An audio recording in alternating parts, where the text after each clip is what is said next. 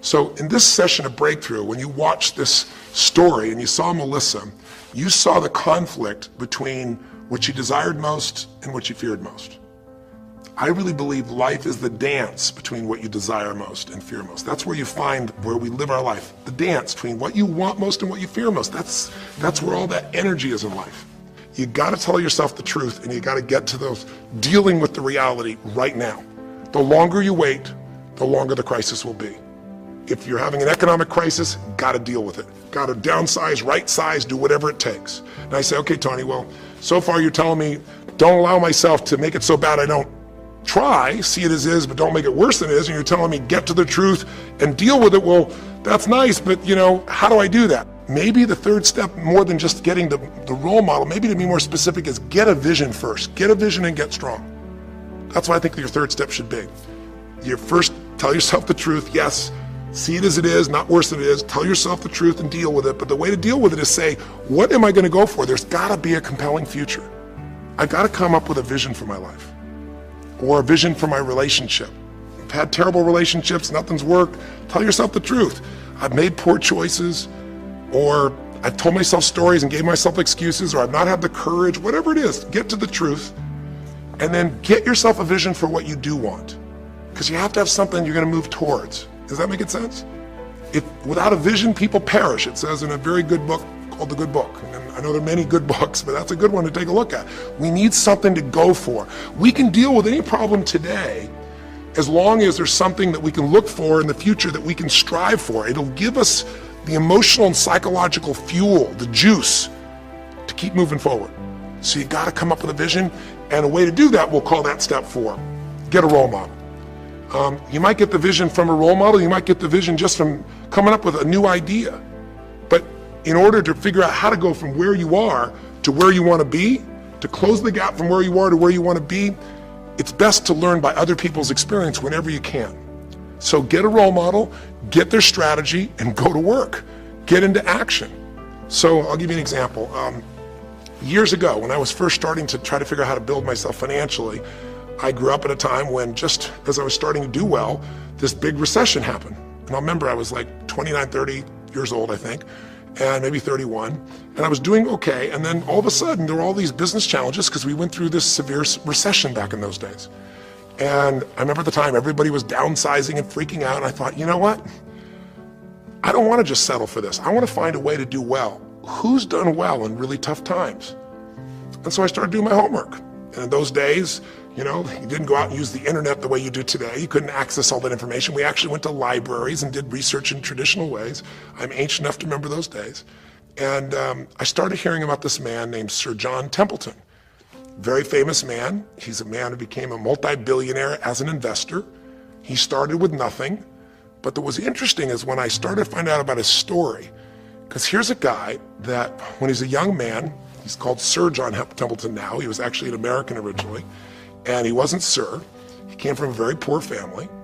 And he just decided that in his life, he wanted to not only do well financially, he wanted to do so well he could help other people at any level that he wanted. And today, by the way, he's passed, but before he did, he created the Templeton Fund, and he also created a fund that now delivers money, gives money each year at the Templeton Prize to people that do good spiritual works, and it's larger than the Nobel Prize, and it continues to go on. But the guy started with nothing, and here's how he did it. Listen to me now. The reason I look for him as a role model is because he made all his money in the worst of times. He made all his money when people were going through the equivalent of the deepest recession or depression possible. His whole belief was, and this is different than almost anybody else you see around you, was pessimism was the secret to success. It's one of those things that when you get into business that probably intellectually feels obvious. If you said that to people, they'd be like, yeah, I get that. But I think that it plays out so often the way that you explained it the first time. Like, we want growth. Yeah, of course, like take care of the people. It's really gonna fuel the growth, all that. And it's, speaking from experience, it is very easy to slide into that mentality. And it is insanely difficult to execute at the level of, no, my people really do come first. They're gonna come first in not just what I say, they're gonna come first in policies that we write, they're gonna come first in the actions that we do. And one thing that I really liked about the book is you're you're intimating and at times just flat out saying it's also the best way to run a business if secretly what you really want are the profits. Why is that true? The best way to run a business when you secretly want the profits? No, it's the opposite. It's the opposite. Do you think that's true? Because I have actually seen and maybe I saw in your book what I wanted to see. What it seemed like you were saying to me was, hey, don't run your business for a profit. Don't even have it in the back of your mind. Take care of your people. But the irony of ironies is when you take care of your people and they trust each other, the profits will come. Oh, yes. Of course. Yes, of course.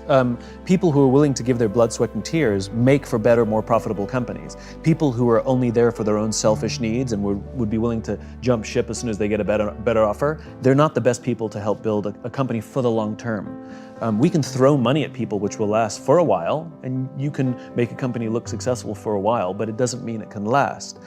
We can't judge a ship by how well the crew performs in calm waters. We judge a ship by how well the crew performs in rough waters. And the problem is in good times, we don't use all that extra money to take care of the people. We use it to distribute, and then when hard times come, sometimes there's not enough padding, and the culture hasn't been fostered over that time.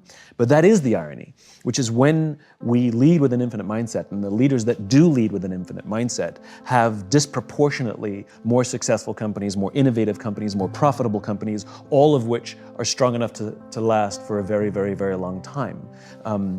And not because they just have the financial wealth to weather storms, but the company continues to grow and innovate and reinvent itself so that it's relevant in the face of new technology and changing tastes and politics in the world.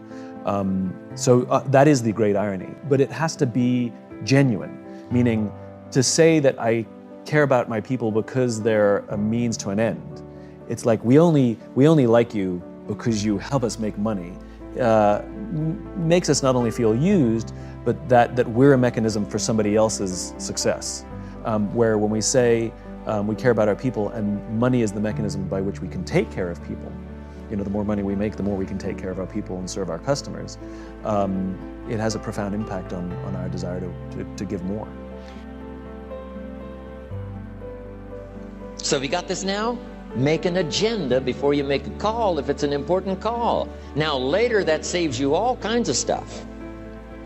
You call John in, the salesman, and say, John, remember those 4 things we went over? He said, no, we didn't talk about that. And then you pull out your daytime or whatever, and there's the list you made when you made the call. He said, oh yes, seems like I do remember. And you've got him with your list. If it's just, salespeople especially can talk you out of what's in your head. It's true. No, we didn't talk about that. And if you don't have a little proof, I'm telling you, it's gone. So make an agenda before you make a call. So what's major, what's minor? Now here's the key on this. Don't major in minor things. If you take up major time to do minor things, I'm telling you, you'll be behind the curve constantly. Here's what we learn in sales training. What's major time and what's minor time? Here's minor time, thinking about prospects. Here's minor time, making lists of prospects. Here's minor time, keeping books on prospects. Here's minor time, going to see the prospect. Here's minor time, evaluating the prospect after you've been there. That's all minor time. Here's major time, in the presence of the prospect. That's major time. And if you took a look, if you're in sales and you took a look at a week, you'd say, my gosh, I'm spending 90% of my time on the minor stuff and so little time on the major stuff in the presence of. How many hours in the presence of in my day? How many hours in the presence of during my sales week?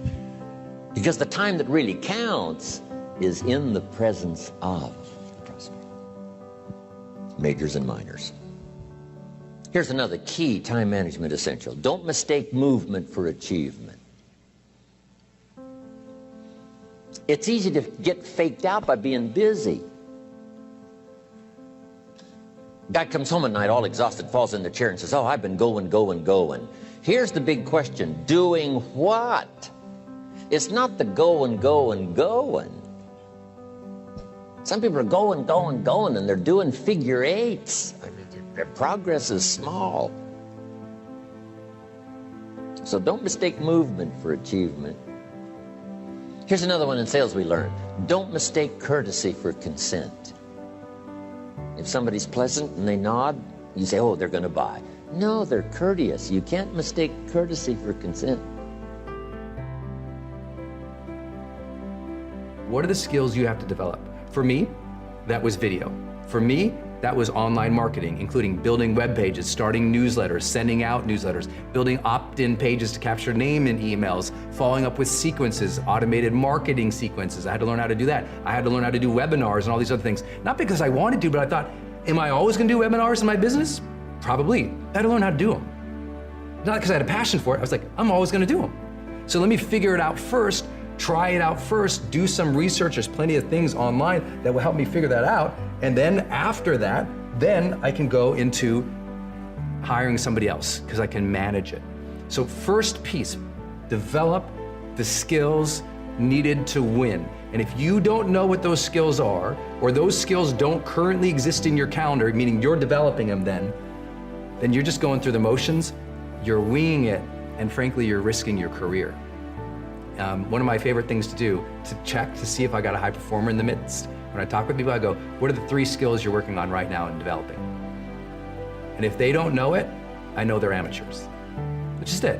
They're just amateurs, they're beginners. And that's not to judge them, that's just to say they haven't stepped into living what we call the high performance experience. The high performance experience is all about developmental goals. It's all about bringing our best and growing into what we need to.